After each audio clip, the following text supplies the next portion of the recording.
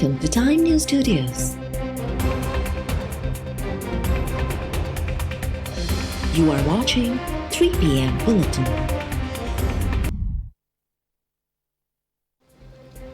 जजिस मुक़ररी लाइ judicial commission जे इजलास जे मामले ते सुप्रीम कोर्ट जे वधीक हिक जज जो चीफ जस्टिस खे ख़त। Justice Sajjad Ali Shah chief justice खे लिखियल ख़त में चयो आहे त हिक जज तरफ़ां सिंध हाई कोर्ट जे जजिस जे वक़ार बाबति सवाल उथारण ते मायूसी थी। इजलास में उन्हीअ जज सिंध जे ॿिनि वकीलनि जी राय ते भाड़ींदे जजिस जे किरदार ते सवाल उथारिया। सिंध हाई कोर्ट जा जजिस पंहिंजी सलाहियत जे बुनियाद ते नामज़द थिया हुआ। किरदार बाबति सवालनि सां जजिस जी साख खे छीहो रसियो आहे। जुडिशल कमीशन जे ईंदड़ इजलास में संदसि ख़त खे ऑन रिकॉर्ड रखियो वञे। ख़त में चीफ जस्टिस खां जजिस जी शोहरत ख़राब थियण ते क़दम खणण जो मुतालबो।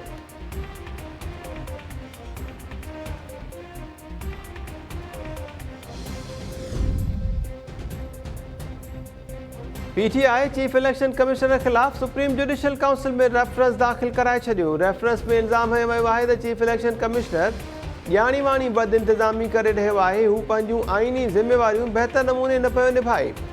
सिकंदर सुल्तान राजा मथां परॾेही फंडिंग केस ते फ़ैसिलो ॿुधाइण जे लाइ दॿाउ विधो वियो हो। रेफरेंस में चीफ इलेक्शन कमिश्नर खे उहिदे तां हटाइण जी इस्तदा।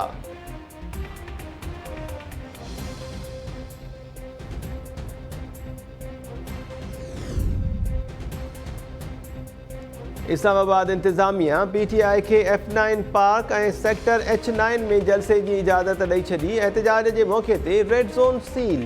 इंतज़ामिया कंटेनर्स रखी दाख़िली रस्ता बंदि करे छॾिया। गैर वास्तेदार माण्हुनि ऐं मुज़ाहिरीन खे रेड ज़ोन में दाख़िल थियण जी इजाज़त न हूंदी। रेड ज़ोन में एंटी रायट्स फोर्स, रेंजर्स ऐं FC मुक़ररु करण जो फ़ैसिलो। PTI जे एहतजाज वारे सॾ बाद इलेक्शन कमिश्नर सिंध में सिक्योरिटी घुरी वरिती। IG सिंध खे सिक्योरिटी जे लाइ हंगामी ख़त उमाणियो वियो।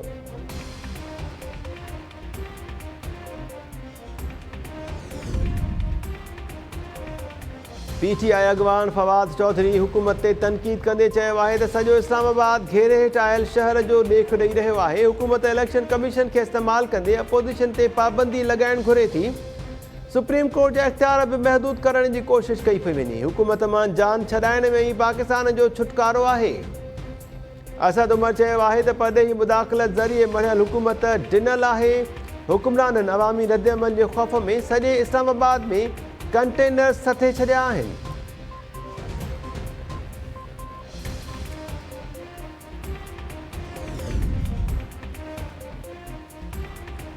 मुल्क में अमेरिकी डॉलर जे मुल्ह में लाथ जारी। इंटर बैंक में डॉलर जो मुल्ह वधीक ₹5.79 लाथ बाद ₹223 थी वियो। फॉरेक्स एजेंसीज़ तरफ़ां IMF जो कर्ज़ मिलण बाद डॉलर जे मुल्ह में वधीक घटिताईअ जी उमेद ज़ाहिर। चीन बि पाकिस्तान खे ॾिनल $2 अरब कर्ज़ जी वापसीअ जो मुदो 1 साल वधाए छॾियो। पाकिस्तान खे 7 जून ते कर्ज़ जी पहिरीं किस्त $50 करोड़ अदा करणी हुई।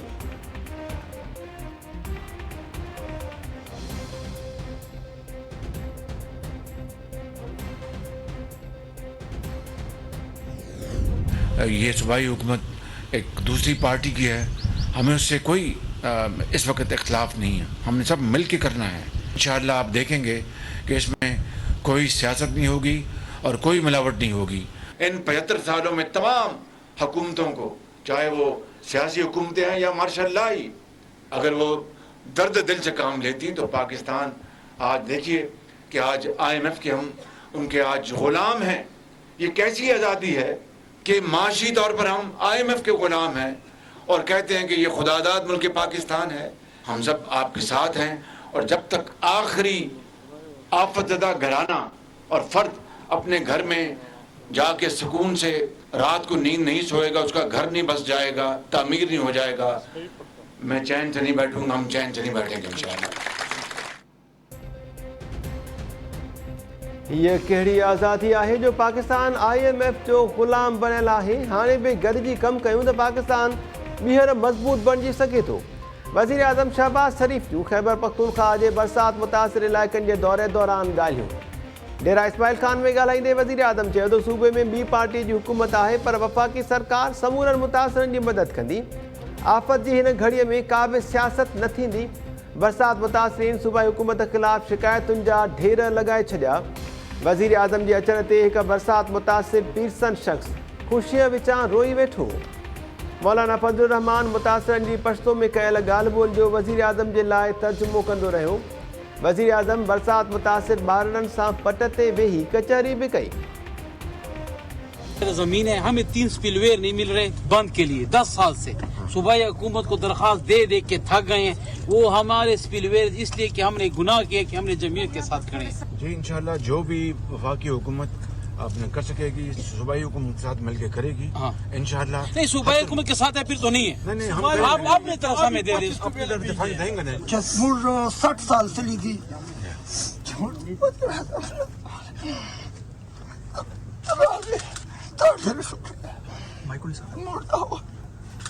साल से हमारे पास कोई वज़ीर आज़म नहीं आया। आज आप आए हैं, आपने हमारे दुख में शरीक हुए हैं, हम आपके शुक्रगुजार हैं। आपका क्या नाम है? मोहम्मद आरिफ। शाबाश, बहुत पानी आया था। तो डरी तो नहीं थे ना आप? नहीं। शाबाश। आपका क्या नाम है? शाबाश, बहुत अच्छी बच्ची है। आपकी बहन है ये? शाबाश।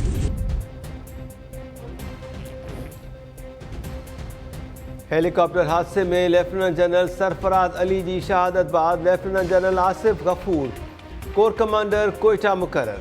ISPR तरफां जारी कयल पधराई मूजिब कोर कमांडर तौर मुकर्ररी खां अॻु lieutenant general Asif Ghafoor IG communication and information technology तौर ज़िम्मेवारियूं निभाए रहियो हो।